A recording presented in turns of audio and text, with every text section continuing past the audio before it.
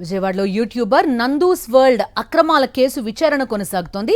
Ibrahimpatnam police స్టేషన్లో మధుకర్ తండ్రి మోహన్ రావును విచారించేందుకు పిలిచారు పోలీసులు. వీసాల మోసం కేసులో మోహన్ రావును పోలీసులు విచారించినట్టుగా తెలుస్తోంది. ఇప్పటికే మధుకర్, నందు, మోహన్ రావుపై కేసులు నమోదు చేసి విచారణ కొనసాగిస్తున్నారు. మా కరెస్పాండెంట్ అశోక్ పూర్తి వివరాలు అందిస్తారు. అశోక్, చెప్పండి, మోహన్ రావు పాత్ర ఏంటి? మొత్తం స్కామ్ అనండి లేకపోతే మోసం అనండి ఈ విషయంలో?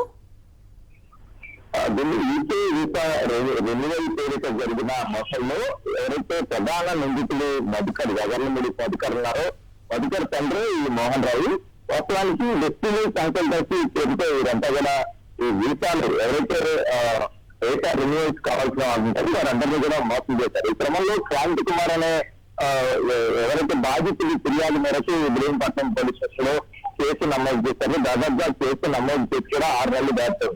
ఈ క్రమంలో ఎట్టకేలకు ఈ కేసులు కొంత పురోగతి జరుగుతుందని చెప్పి ఎవరైతే ప్రధాన నిందితులు మధుకర్ అలాగే ఆయన భార్య రమానందన యూకేలో ఉంటున్నారు. ఈ క్రమంలో గుంటూరులో మధుకర్ తండ్రి ఎవరైతే మోహన్ రావు గారు ఆయన 41 నోటీసు ఇచ్చి పోలీసులు విచారణకు పిలిపించారు. దాదాపుగా 4 గంటల పాటు ఇబ్రహీంపట్నం పోలీసులు ఆయన విచారించిన పరిస్థితి.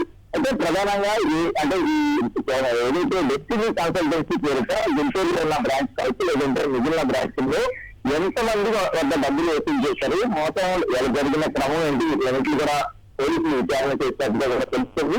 4 గంటల పాటు విచారించిన తర్వాత మరొక మారు విచారణ ఉంటుంది. ఎప్పుడు విచారణకు పిలిచినా రావాలంటూ కూడా పోలీసులు ఆదేశాలు ఇచ్చిన పరిస్థితి కనిపిస్తుంది. మరోవైపు ఏదైతే నందూస్ ఫ్యామిలీ ఉన్నారో వారికి తెలిసిన పోలీసులు లుకౌట్ నోటీస్ ఇచ్చారు. వారు ఎప్పుడైనా సరే ఇండియా వస్తే వారిని ఖచ్చితంగా వారిని అరెస్ట్ చేసేందుకు కూడా పోలీసులు సిద్ధంగా ఉన్నారు. ఇది ఈ కేసు మీద బాధితుల కథనం ప్రకారం పోలీసులు దర్యాప్తు కూడా ఇంకా కొనసాగిస్తున్న పరిస్థితి కనిపిస్తుంది. Okay Ashok, thank you. మరిన్ని అప్డేట్స్ కోసం ఛానల్ ను సబ్స్క్రైబ్ చేయండి. నోటిఫికేషన్స్ కోసం బెల్ ఐకాన్ పై క్లిక్ చేయండి.